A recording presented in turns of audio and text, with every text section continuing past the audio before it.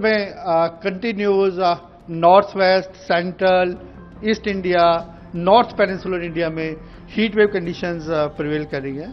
अगर आप मैप में देखेंगे, हमारा आने वाले कुछ दिनों के लिए पंजाब, हरियाणा, उत्तर प्रदेश, मध्य प्रदेश, छत्तीसगढ़, कोस्टल आंध्र प्रदेश, विदर्भा रीजन और इसके अलावा कोस्टल आंध्र प्रदेश रीजन और तेलंगाना के लिए ऑरेंज अलर्ट है।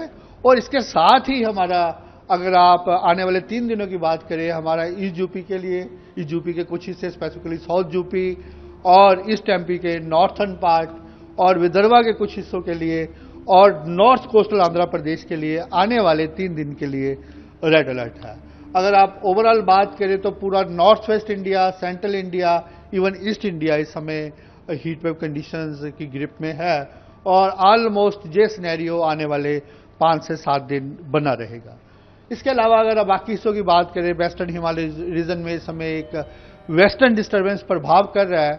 उसके प्रभाव से वेस्टर्न हिमालय रीजन में मेन जम्मू कश्मीर, हिमाचल, उत्तराखंड, वहाँ पे लाइट मॉडरेट रेनफॉल एक्टिविटी आने वाले 3-4 दिन रह सकती है और जिसके लिए हमारा स्पेसिफिकली आज हिमाचल के लिए हमारा 50 से 60 किलोमीटर पर आवर्स की विंड भी है, जिसके लिए हमारा ऑरेंज अलर्ट है।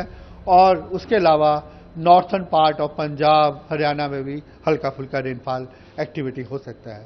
अगर आप एनसीआर दिल्ली की बात करें तो हमारा अनुमान है एनसीआर दिल्ली में भी आने वाले 6 से 7 दिन जो टेम्परेचर्स हैं वो 44 to 46 रहने वाला है और जो मिनिमम टेम्परेचर है कल काफ़ी बड़े हुए थे, आज से वो भी थोड़ा सामान्य होने का ही अनुमान है और एनसीआर दिल्ली के लिए भी हमारा 7 दिनों के लिए ऑरेंज अलर्ट है।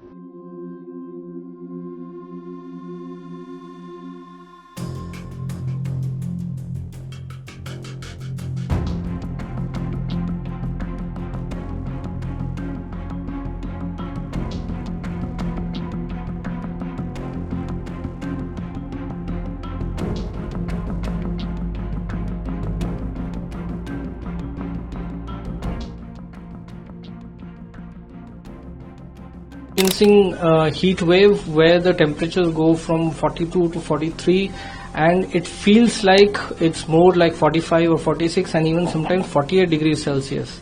So in these conditions what happens? So a patient may experience symptoms like nausea, they may feel like vomiting, they might get confused, they might feel dehydrated, severely thirsty, and they also might throw fits or seizures. So in this case, this is known as a heat stroke. It's a medical emergency where we have to rapidly cool the patient's temperature. Otherwise, it can lead to serious damage to the heart, brain, kidneys and the liver. So how do we identify such symptoms? So generally, if the patient starts experiencing severe thirst and patient starts talking irrelevantly or has some altered behavior, starts getting drowsy, starts throwing fits, so patient will require immediate medical attention at that point.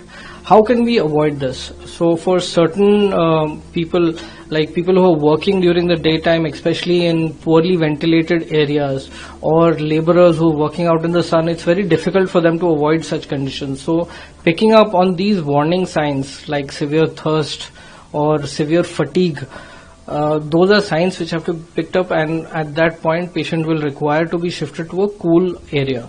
So whenever these symptoms arise, move the patient to a cool shaded area, expose the clothes. If they are wearing tight clothing, relieve those tight clothing.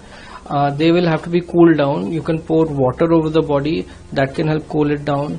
You can rehydrate them, give them not just plain water but oral rehydrating solutions, ORS, to drink, and put ice packs. So ice packs will be placed in the groins, the axilla as well as around the neck. So this will help rapidly cool the temperature down. So just understand that if any patient is having neurological symptoms like dizziness, altered behavior, or is showing seizures when they are in the heat, always assume it's a heat stroke unless and until proven otherwise. And if neurological symptoms set in, every minute counts and the patient will require immediate medical attention.